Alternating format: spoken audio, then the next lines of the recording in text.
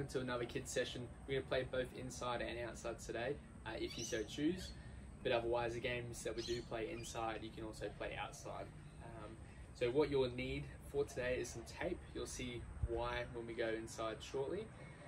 We need balls, so 2 balls or more, or pairs of socks like we played with the other day.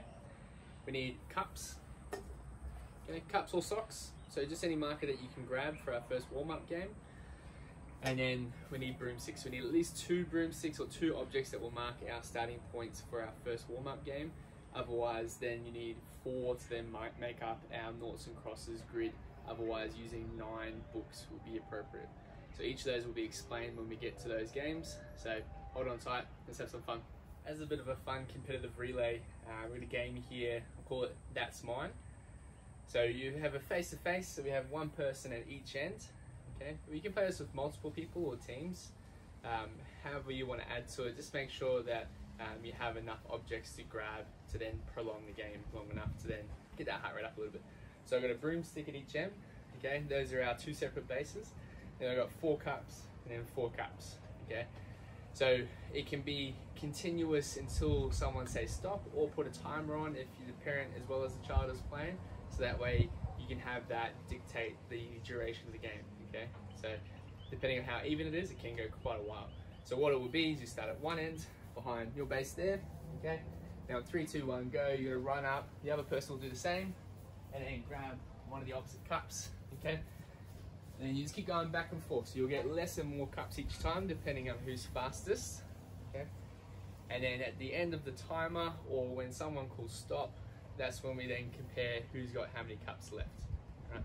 So playing a few 30-second games can be really beneficial, just to get the heart rate up, makes it nice and quick, helps to bring some sprint and speed and agility into this game, but otherwise prolonging it will just get that aerobic fitness coming into play. Okay? You can play around with how you get to and from, so again, bear crawls, duck crawls, you can do lunges, you can do inchworms with the older kids. Okay, lots of different ways we can play this game just to get that body warm and get that heart rate up.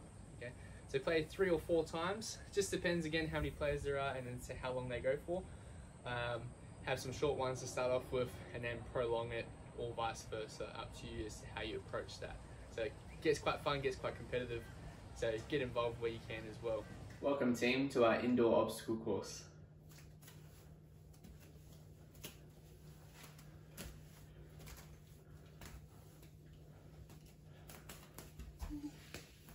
So our first exercise is our laser dodge. So all I've used to set this up is some tape left around the house. There's a few ways you can do this. You can use crepe tape or ribbon to then use sticky tape to stick it to each part of your wall. Otherwise, using twine is fine. Or if you're not going to do this inside, what you can do is use 2 deck chairs and just spider web the string in between, or crepe paper or tape, whatever you choose to use. And that way we can make just some varying obstacles just to challenge body positions. And so I've got a red square set up there with some tape, yellow leading to yellow square. We got a ladder from last week, a white square, and then a white line coming back to the start. Okay. So with each of these, we're gonna have a different goal. From our red square, we're gonna single leg hop on our right foot to the yellow, and then we're gonna single leg hop on our left foot to the ladder. Through the ladder, we're then going to run 1 foot in each run. From the white square back to the red square, we're then going to do a bear crawl. Okay, so staying nice and low to the ground. So again, if you're not going to use tape, use the books like I suggested last week with the ladder. So any books that would then basically represent a start point. Okay, and then so have one set up for 1, 2, 3 at least. And then make a ladder of any fashion. You can even use the lines on a set of tiles to then fashion a ladder out of. Okay, so there's lots of different options there as to what you can make this all out of. Okay, so the way it will work, you'll start on your laser tape. You come through that obstacle. We're going to then hop on our right foot to the yellow square, hop on the left foot to the ladder, run through the ladder, and then bear crawl back to the red, and then back through the laser tape. Okay, just have an opportunity to have a play around with that to start off for a few minutes. There's going to be plenty to get the body warmed up, okay? And then we can start to add some challenges into this. So on top of having some tape or some books available to you, just make sure you've also got a small ball or a pair of socks like we had played with the other day. So I'm just gonna go through the whole obstacle so you can see that, and then also see how we might integrate a ball. All right, so when we start, you can make it a race if you wish, but otherwise keep it simple, start off with just having some play. So 3, 2, 1, go. Start off, we can go either over, under, there's no rules. We're just trying to stay away from the lasers, making sure that we don't get caught by them. I'll go over the top, I can't fit underneath that one. All right, because this one, don't really have much choice, okay? From here, I'm gonna jump on my right foot, hopping all the way to the yellow box, and then hopping all the way to the ladder on my left, run through the ladder, okay? Here's when we can put a ball down, okay? We can grab that ball, but otherwise, as we bear crawl back, we're gonna try and keep that ball close to us, okay? With the ball in hand, then we're going to go back through the lasers, so it'll make it a little bit more interesting if we do have to crawl through. So let's have a look at that. So crawling through. Yep. Make it nice and close and tight. And that. And then down, okay? So if we play it with some socks, you can have a bit of a race, or just see how long it takes to get 5 pairs of socks back to the start. If you wish, you can change the order at which you go through the obstacles. So coming through the laser mesh as each time is where we start. Then from the red square, what you can then do is do a bear crawl back to the white square, then run through the ladder the opposite way, left foot jumps, right foot jumps, and then go back through. So you can have lots of different options as to how you can move through the obstacle course, and even just change up what the drills are between each of the squares. So have a bit of play, again, get some input from the kids to then make sure that they have some involvement with how it might look, but obviously just give them sensible options if they come up with some funny ones, okay? If you can, have a try and go through it as well yourself, but otherwise just spread the obstacles a little bit wider so that makes it a bit easier to accommodate for our longer limbs and levers as adults versus the kids who find it a little bit easy to get through those tight spots.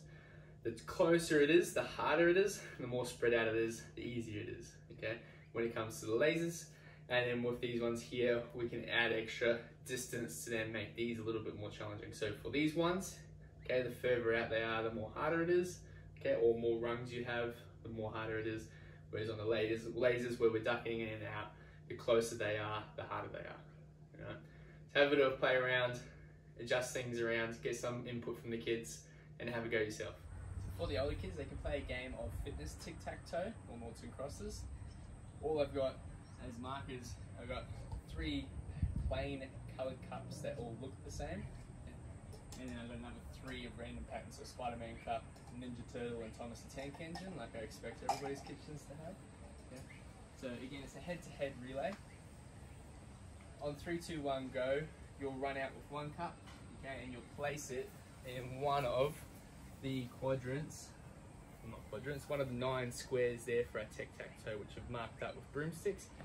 But just any way of marking out 9 squares is fine, so you can have 9 books out. Once you've placed it, you'll run back, and even if you're playing with more people, tag, but otherwise grab your next cup, run back out, place the other one. Right. Keep going until you get 3 in a row. Otherwise, if the game is tied, then it keeps going. You're still going to run back to the start. So I'm just going to lay out a bit of a scenario here.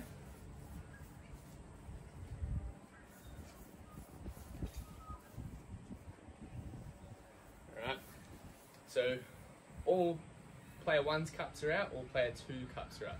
But we don't have 3 in a row yet. So what it will look like is you're going to return back once you place your 3rd cup. You're going to then run back out and move one of your own cups, okay? So if I'm the superhero cups, I'm going to then try and move one of them to advantage my position. Then, but you're just going to be mindful, you'll return back, so then come back out to move another one. So it comes down to a little bit of strategy, because if you move it too soon or you're not quite fast enough, okay, what you might find is that you open it up for the other person to win. Okay, so then my last one will go up here, and now I've got 3 in a row. If there's competition for the one spot, you can do a rock off. Okay, the winner of that rock off gets that square. If that means that they win, then that's the game finished. You can reset and go again. And then again, we can play with different ways of getting to and from. So we can go running, we can go run forwards, place, run backwards to go back. You can do lunges out.